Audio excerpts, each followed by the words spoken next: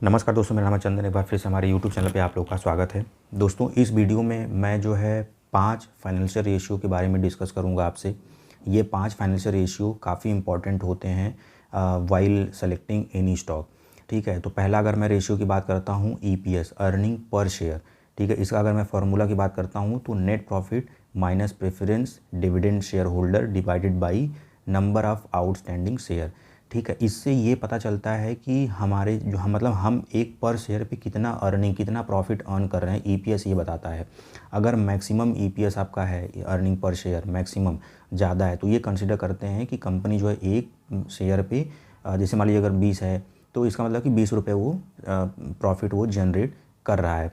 दूसरा आता है आपका price to earning. Price to earning का फॉर्मूला होता है stock price divided by EPS, earning per share.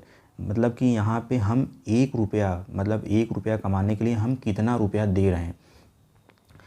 मतलब बोला जाता है कि अगर जैसे कि मान लीजिए अगर 15 अगर PE आपका 15 है, ठीक है, अगर उससे कम है तो इसका मतलब कि वो कंपनी अंडर वैल्यूड है। अगर PE उसका जो 15 के अबव है तो वो ओवर वैल्यूड होता है। हमेशा हम PE को कैसे सेलेक्ट करेंगे, इंडस्ट्री PE देखेंगे कि अगर इंडस्ट्री PE अगर ज़्यादा है और जिस कंपनी में आप इन्वेस्ट करने जा रहे हैं उसका PE अगर कम है तो वहाँ पर हम कंसिडर करते हैं कि उस कंपनी को आप कंसिडर कर सकते हैं PE। ठीक है, तो PE हमें क्या बताता है कि हम 1 रुपया कमाने के लिए कितना दे रहे हैं। ठीक है, अब उसके बाद अगर हम तीसरा अगर हम बात करते हैं return on capital employed. Return on capital employed का फार्मूला होता है आपका EBIT divided by capital employed. और इसका जो कैपिटल एम्प्लॉयड हम निकालेंगे कैसे, कैपिटल एम्प्लॉयड निकालने का सबसे बढ़िया तरीका है कि सिंपल है, हम जो है share holder equity plus long term liabilities plus short term liabilities को हम ऐड कर देंगे तो हमारा जो कैपिटल एम्प्लॉयड हो जाएगा।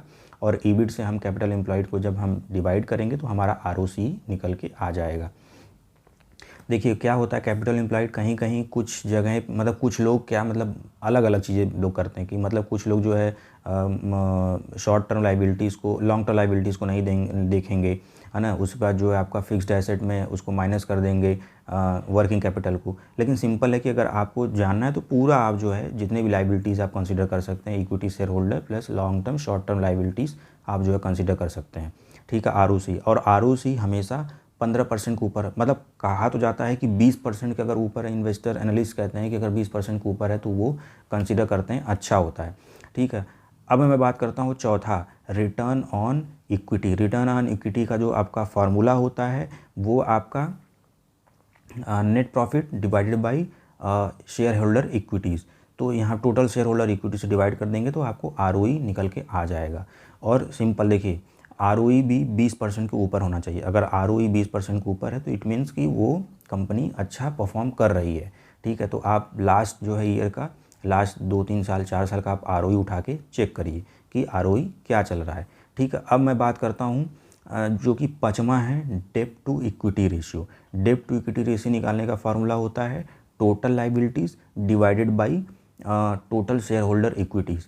इससे हमें ये पता चलता है कि कंपनी कितने कर्जे में है। ठीक है, कि अगर मान लीजिए जितना अगर लाइबिलिटीज़ ज़्यादा होगा तो डेब्ट टू इक्विटीज़ उतना जो है ज़्यादा होगा। डेब्ट to equity ratio should be less than 1% अगर है तो इट मीन्स कि कंपनी अच्छी है, यानी कि कंपनी के पास कर्जा कम है in compare to shareholder equity. ठीक है, टोटल शेयर होल्डर इक्विटी। तो हमेशा कोशिश करें कि डेब्ट इक्विटी रेशियो जो भी हो वो लेस देन 1% को हो, तब जाके हम कंसिडर करते हैं कि कंपनी अच्छा परफॉर्म करेगी और हम जो है इसमें हम इन्वेस्ट कर सकते हैं। बाकी ये कोई रिकमेंडेशन नहीं था, ये सिर्फ एजुकेशन पर्पज़ के लिए वीडियो था।